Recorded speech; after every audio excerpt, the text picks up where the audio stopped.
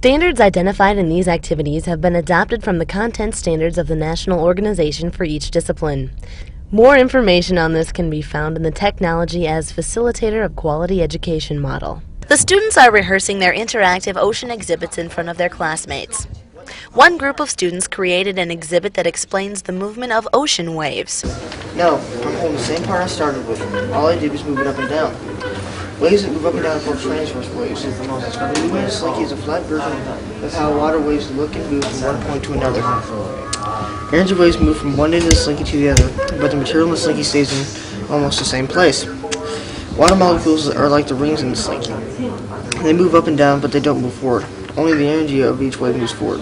They use a slinky to simulate wave movement, showing that waves move up and down rather than back and forth.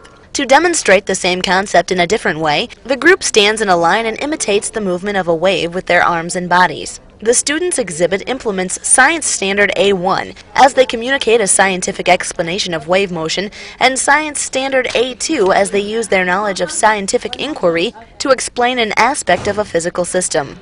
Another group has created a model of the ocean floor in order to demonstrate how sonar functions. The learners who visit the exhibit must deduce the shape of the ocean floor from the heights of several straws, which stick out of the top of a box. The model helps students understand how sonar can allow ships to avoid potential hazards on the ocean floor, even when they cannot be seen.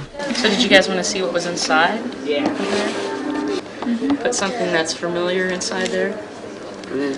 It's kind of like a homemade Play-Doh type thing and foam stuff. It's just kind of a shape to simulate the shape of the ocean floor. Sort of like you see there. It could be a fishing ship or a scientist ship to map the floor. Is this like studying anything else in science besides the oceans? Like what?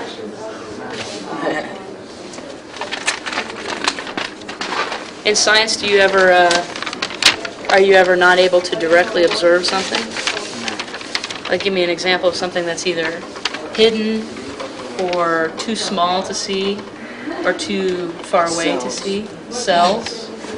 Now, cells, most of those you can see with a microscope. Is there something that's smaller than a cell?